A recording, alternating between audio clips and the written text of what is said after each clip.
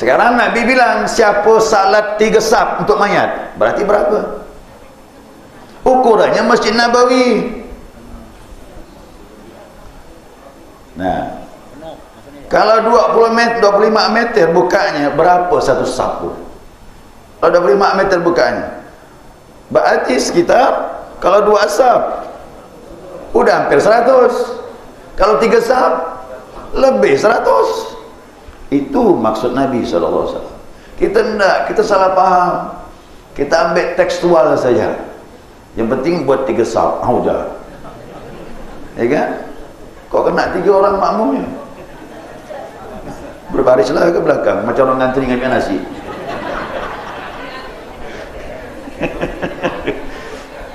Jadi dianjurkan makin banyak, makin afdal, makin ramai, makin kuat syafaat doa untuk si mayit. Itu maksud Nabi sallallahu alaihi wasallam.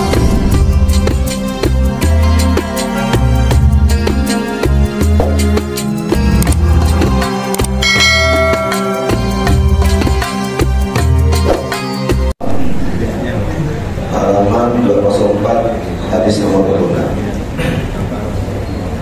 Wa an ibni radhiyallahu anhu qala Rasulullah sallallahu alaihi wasallam sallu ala man qala la ilaha illallah wa sallu khalfa man qala la ilaha illallah rawahu ad-Daraqutni rawahu Daraqutni bisnadin dhaif.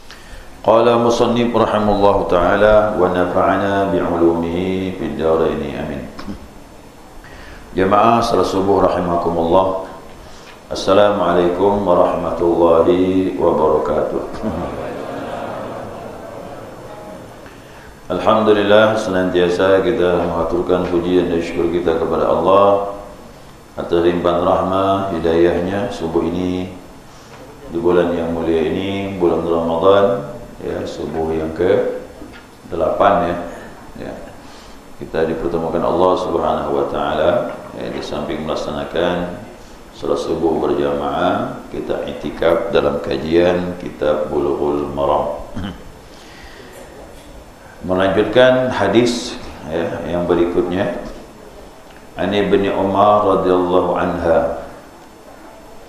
Ani bin Umar radhiyallahu anhu qala. Dari Ibnu Umar, Allah redha kepada keduanya, ya, ayah dengan anak, ya, sama-sama sahabat Nabi sallallahu alaihi wasallam. Dia berkata, qala Rasulullah sallallahu alaihi wasallam, Rasulullah telah bersabda, sallu ala man qala la ilaha illallah. Salatlah atas orang yang mengucapkan la ilaha illallah.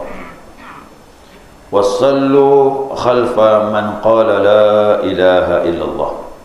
Salatlah di belakang orang yang mengucapkan la ilaha illallah. In hadis rawahu Daraqutni bisnadin dhaifin, ya, dari Imam Daraqutni dengan sanad yang lemah. Ya. Kita lihat di sini, ya. Nah, jadi hadis ini singkat, ya, singkat sekali, cuma kita kaji, ya. Di situ ada kalimat sallu ala man qala la ilaha illallah. Salatlah atas orang yang mengucapkan la ilaha illallah. Maksud di sini salatul janazah. Jadi yang dimaksud salat jenazah, salat mayit. Jadi kita jangan lagi melihat kedudukannya, apa yang dilakukannya, orang baik kah, maaf sebaliknya mungkin kurang baik dan sebagainya. Nah, ini dengan hadis ini berarti kita disuruh mensalatkan. Kalau dia telah meyakini la ilaha illallah, berarti orang itu meyakini tiada Tuhan kecuali Allah. Nah, itu maksudnya. Dan kemudian makna yang kedua, ya wasallu khalfa man qala la ilaha illallah. Salatlah di belakang orang yang mengucapkan la ilaha illallah. Arti berjamaah. Siapa imamnya ni? Imamnya pun meyakini la ilaha illallah, meyakini tiada Tuhan kecuali Allah. Jadi wara'un man natqun bisyahadatain falahu ma lil muslimin. Itu maknanya. Salatlah di belakang orang yang bersyahadat, berarti dia muslim. Ya, siapa yang jadi imam syaratnya harus muslim. Nah, ya muslim. Jadi si imam tadi berkedudukan sebagai imam, yang jelas dia bersyahadat. Ya, bersyahadat dia muslim dan dia melaksanakan salat dan sebagainya. Maka syarat-syarat imam dipenuhi, silakan jadi imam. Ya, silakan jadi imam. Nah, ini dikatakan hadisnya bi isnadin dhaifin, hadisnya lemah. Tapi ingat, ada hadis-hadis yang lain yang menopang tentang itu. Dalam perang, saya lupa apakah perang Badar, apakah perang yang lainnya, sahabat berperang menghadapi musuh. Nah, berperang, begitu serangan sahabat itu begitu gencar, ada salah satu musuh itu termundur-mundur, jatuh. Jatuh mundur. Nah, sahabat pun menikamnya. Tapi sebelum menikamnya itu, musuh tadi sempat la ilaha illallah, kata dia. Muhammadur Rasulullah. Nah, sahabat tak peduli, tikamnya langsung dihujam. Meninggallah musuh itu. Ya. Nah, kan pasti ada yang mandang, karena peperang itu kan ramai. Ya, keadaan itu disampaikanlah kepada Nabi SAW. Nah, Nabi panggil orang itu yang membunuh itu sahabat itu. Kenapa kau membunuh dia? Kata Nabi bilang, dia sempat mengucapkan la ilaha illallah Muhammadur Rasulullah. Apa jawab sahabat tadi? Ya Rasulullah, dia mengucapkan itu menghindari dari pedangku ini, gitu dia. Oh. Jadi anggapan sahabat itu kan taktik, jangan sampai dibunuh. Nah, dalam pemahaman sahabat seperti itu. Nah, kata Nabi, kau tahu masalah gaib? Masalah gaib kau tahu, kata Nabi. Apa yang ada di hati dia? Dia memahami. Artinya, apakah kau tahu apa yang ada di hatinya? Dia mengucapkan kena menghindari pedangmu, atau betul-betul beriman sama Allah? Itu dah. Diam dia. Dia jawab lagi dengan alasan yang sama. Kau tahu masalah gaib, kata Nabi. Nabi tekan lagi begitu. Wah, menunduklah sahabat. Apa kata dia bilang? Seandainya aku tidak lahir hari ini, kata dia. Sedihnya hati dia, ya, sampai Nabi menekan dengan kalimat yang sama, lebih tinggi lagi suara. Sampai sahabat dulu hati dia, andaikan aku tak lahir hari ini, kata, nyesal dia melakukan itu. Jadi masalah gaib itu urusannya sama Allah. Mau bohong ke mau benar ke, urusan dengan Allah. Yang penting kita melihat, menyaksikan. Fikih ini, hukum itu lihat yang nyata. Kalau orang sudah mengucapkan syahadat, dia berarti muslim. Nah, sampai begitu Nabi menekankan dengan sahabat, masalah gaib jangan. Karena masalah gaib urusan Allah. Ya, berarti Nabi mempermudah kita ini. Jangan mengutak-ngatik hati orang, kita tak tahu. Nah, kalau yang mengucapkan syahadat berarti muslim lah. Benar tak benar urusan dia dengan Allah. Itu ya.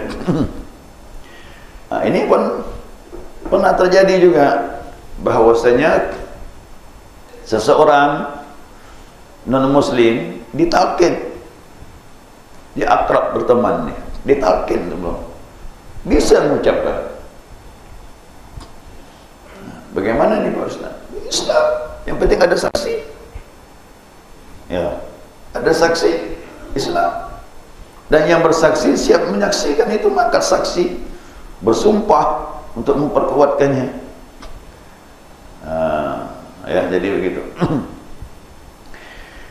Nah, di sini disebutkan dari hadis ini, ya, salat mayat itu, salat jenazah itu adalah doa bagi si mayat dan syafaat. Nah, jadi salat mayat dua, doa dan syafaat. Syafaat dari mana? Syafaat dari orang yang mensalatkan. Nah, jadi jangan sampai nanti ada orang meninggal, kita cuma datang takziah, salat tak ikut. Banyak yang begitu. Yang takziah ramai 100 orang, yang salat 15. Ya, dibuat 3 saf lagi, 5, 5, 5. Apa gunanya kita datang takziah tapi tak ikut salat? Nah, Nabi menyebutkan salat itu doa, yang kedua syafaat. Ya, ada 3 hadis. 3 hadis nih. Yang pertama kata Nabi, siapa yang mensalatkan jenazah 40 orang, 40, ya, makin lama makin bagus nih. Ini 40 nih, batas minimal yang Nabi sebutkan. Dan orang itu tidak menyekutukan Allah. Nah, ini syaratnya, dia tidak syirik dengan Allah. Maka salat itu kata Nabi memberi syafaat kepada si mayit. Jadi doa orang 40 orang itu kuat. Yang salat tak menyekutukan Allah, oh Masya Allah, doanya punya kekuatan untuk si mayat. Nah, jangan bilang masing-masing. Kalau bilang masing-masing tak ada gunanya salat mayat tuh. Kalau bilang putus hubungan orang hidup sama meninggal, tak guna ada salat mayat. Nabi sebelum salat angkat takbir, kata Nabi, akhlisu, kata Nabi, ikhlaskan. Artinya doa kita tuh ikhlaskan untuk si mayat. Makin ikhlas, makin bermanfaat bagi si mayat. Ya, jadi banyak juga orang ini hadis sahih, cuman di sini ya tak sahih. Ya, itu jadi masalah. Orang tanya, sahih enggak? Sahih. Sahih. Cuma di sini antum tak sahih. Kan ada hadis yang dengung-dengung dari dulu loh, dari saya kecil, remaja, didengung-dengungkan. Orang yang tak senang dengan tahlil itu. Apa katanya yang bilang? Idza mata ibnu Adam yanqati'u amalu. Jika mati anak Adam, putus amalnya. Dah tak guna lagi dah baca-baca urusan masing-masing. Saya bilang antum salah faham, awak salah faham. Ya, yang putus tu mayat, mana bisa beramal? Idza mata banu Adam yanqati'u amalu. Jika anak Adam meninggal, habislah amal, putuslah, mana bisa beramal? Ada mayat salat, ada mayat bisa bersedekah. Jangan salah paham. Illa min thalas, kecuali si mayat ini dulunya ada 3 amal yang dilakukannya. Apa itu? Sadaqatul jariyah. Oh, dulu almarhum ini nitip duit untuk Masjid Baitur Rahim 2 juta pembangunan masjid. Itu amal jariyah. Selama masjid ini kita pakai, mengalir pahala kepada almarhum. Itulah amal jariyah. Jariyah itu apa? Mengalir, pahala mengalir. Selama masjid ini dipakai, mengalirlah pahala itu. Itu dia. Yang kedua apa? Al-ilmu yang tafa'u bih, ilmu yang bermanfaat. Oh, almarhum ini tak bisa beramal lagi, meninggal. Iya, tapi dulu dia guru, ngajarkan ilmu yang bermanfaat, ilmu dunia, apalagi ilmu akhirat. Dapat. Si murid mengamalkannya, dapat ilmu dalam kubur, almarhum mengalir pahalanya. Dan saya meyakini setiap saya mengajar di meja ini, di masjid manapun, saya yakin saya punya guru mengalir pahala kepada dia. Karena ilmu beliau-beliau itu, ilmu beliau mengajarkan saya ngajarkan lagi. Oh, Masya Allah, transfer pahala ni. Selama saya mengajar, mengalir pahala kepada guru-guru saya. Ya, gitu. Apalagi yang kita ingat, waladun salih yad'u lahu, anak yang saleh yang mendoakan orang tuanya. Masya Allah, inilah harta paling mahal. Kalau bapak ibu mendidik anak yang saleh, bapak ibu dah meninggal, masuk dalam kubur, hari-hari anak kita berdoa, Allahumma firli wali walidayya warhamhuma kama rabbayani saghira. Kirim lagi bacaan Al-Fatihah dan sebagainya, mengalir pahala. Oh, insya-Allah. Maka didik anak yang saleh, jangan didik jadi anak yang salah. Ya. Jadi anak tu harta yang mahal. Makanya orang dulu kalau ketemu nanya siapa? Nanya harta, nanya anak. Anak tanya apa? Orang tak tanya berapa hektar tanam, berapa ruko yang kau beli, apa jabatan, udah. Orang tanya anak. Maka sedih orang kalau berumah tangga tak punya anak. Ya, miskin rasa dia, walaupun hartanya banyak. Maka banyak-banyaklah anak tu. Ini satu dua, rugilah. Takut. Ya, lebihkan, jangan 1-2. Kecuali 2-1-2.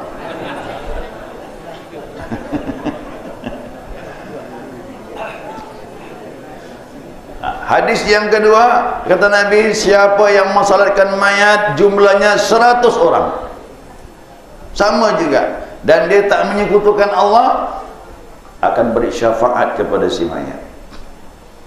100 berarti 40 naik 100, makin banyak makin bagus. Ini hadis yang ketiga ni banyak salah faham. Siapa salat mayat dibentuk 3 saf, maka akan bermanfaat kepada si mayat. 3 saf, maka dibuatlah 3 saf. Yang mayatnya meninggal ini yang salat 6 orang, dibuatlah 3 saf, 2. Gimana kalau yang salatnya 4 orang? 2, 1 lah kan. Kalau yang salat 3 orang, berbarislah ke belakang.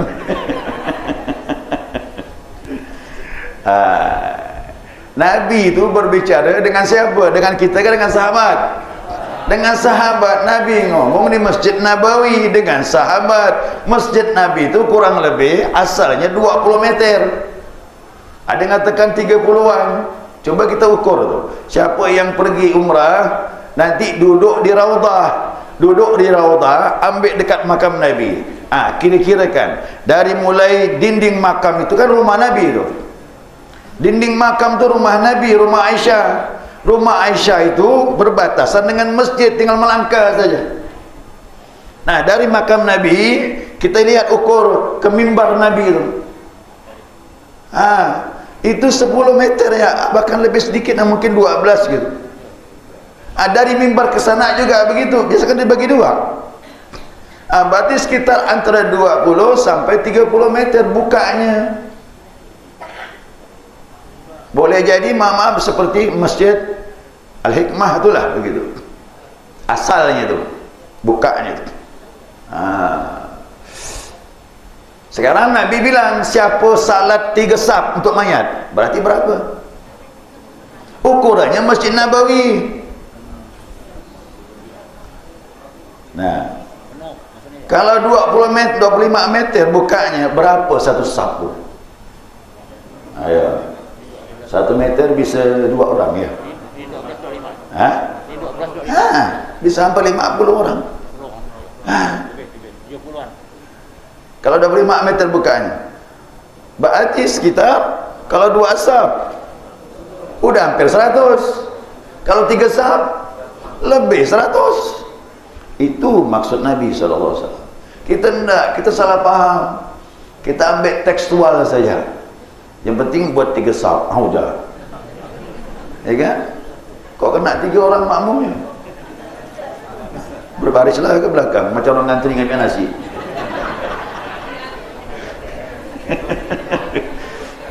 Jadi dianjurkan makin banyak, makin afdal, makin ramai, makin kuat syafaat doa untuk si mayit. Itu maksud Nabi SAW. Jadi jangan lagi yang takziah duduk-duduk, sayanglah. Ya, salat jenazah. Salat jenazah. Coba kita lihat tuh umrah tuh. Hari-hari salat jenazah. 5 waktu. Ada ya salat. Sallu 'alal amwat yarhamuhumullah. Yarhamukumullah. Ayo salat mayat-mayat amwat berarti ramai. Bacalah Allahumma ighfir lahum. Tapi di sana tuh ramai tuh, tak pernah 1 mayat. Ya, ada 3, ada 5. Sebut amwat berarti ramai. Salat mayat, habis salat fardu salat mayat. Salat hari-hari begitu.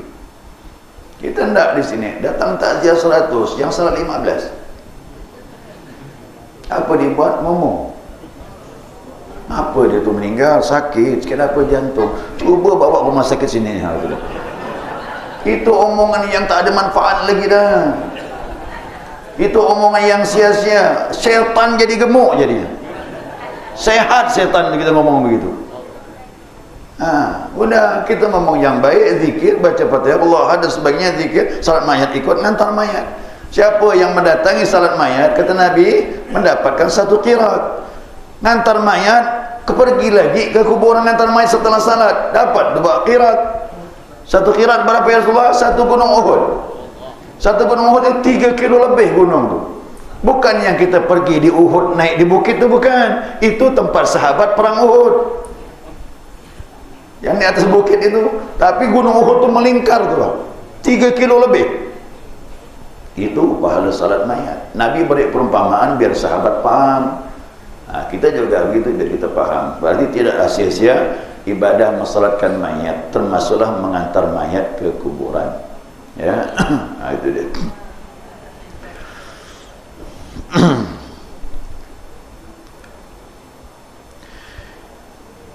Nah, kemudian salat mayat ini dilakukan segala orang yang bersyahadat, dia muslim. Setiap muslim wajib kita lakukan salat mayat. Ya. Setelah kematiannya, kecuali ada pengecualian. Siapa? Kasyahidil ma'rakah. Syahidil ma'rakah itu orang syahid dalam peperangan. Nah, orang syahid lain. Ini pengecualian khusus dia, tak boleh disalatkan, tak boleh dimandikan. Kalau mati syahid langsung ditanam bersama-sama darahnya ditanam. Ya, sama-sama darahnya ditanam. Bahkan kalau ada orang berani menghilangkan darahnya, haram hukumnya. Darah itulah nanti jadi saksi di hari kiamat, kata Rasulullah. Badan dia akan harum, kata Nabi bilang. Badannya akan harum kena darah tadi. Di dunia amis baunya, tidak mampu mencium, tapi di akhirat harum dia. Ya, Bapak Ibu yang puasa Ramadan juga begitu. Ya, mulut yang bau kena puasa itu lebih harum di sisi Allah min rihil misik, bau minyak kasturi. Kalah masih. Minyak kasturi itu paling mahal, paling harum di dunia ini, tapi kalah dengan bau mulut orang yang puasa Ramadan, puasa sunnah nanti di hari kiamat. Jadi yang tak puasa ketahuan di sana mulutnya bau. Ya, di sana tidak ada rahasia lagi, semuanya terbongkar. Yang bau busuk mulutnya tak pernah puasa itu. Ya. Jadi syahid juga begitu, tak boleh dimandikan, ya, tak boleh disalatkan. Kain kapan tambah boleh, ya, boleh menambahkan kapan. Kalau tak cukup menutup tubuh dia. Kemudian tidak disyaratkan, ya, tidak disyaratkan juga orangnya harus adil yang menjadi imam. Ya, boleh. Orang yang tidak adil pun masih dibolehkan. Cuman yang terbaik orang yang adil lah yang jadi imam. Nah, yang mengucapkan la ilaha illallah ni orang muslim wajib kita salatkan mayatnya, walaupun matinya, meninggalnya bunuh diri.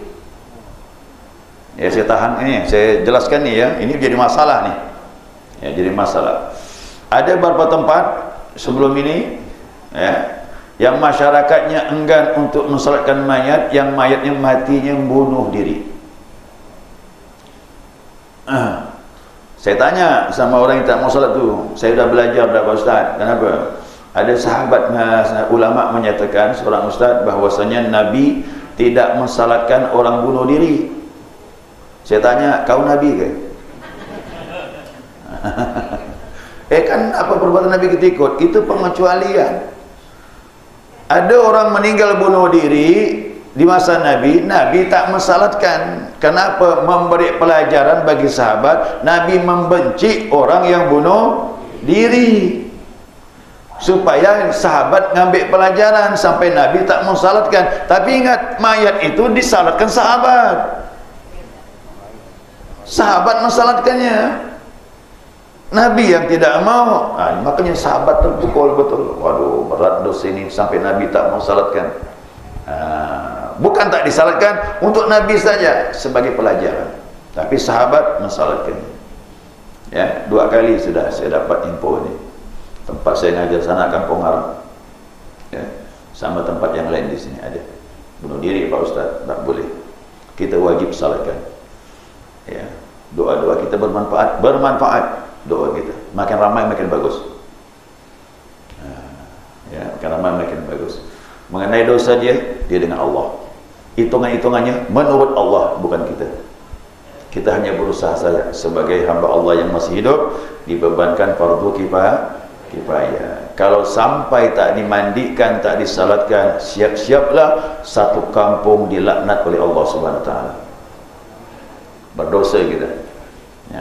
Ya, selama dia tidak kafir, wajib salat. Dosa besar masih boleh disalatkan. Ya. Nah, kemudian untuk imam salat berjamaah juga demikian. Nah, ya, kalau imamnya muslim, jadi imam, boleh, tak masalah. Tidak disyaratkan orangnya adil. Ya, tidak disyaratkan harus adil. Nah, walaupun imam tadi fasik. Nah, ini fasik. Imamnya bagaimana nih? 5 waktu dijaganya, tapi maaf dia fasik, hal yang tak benar pun dilakukannya.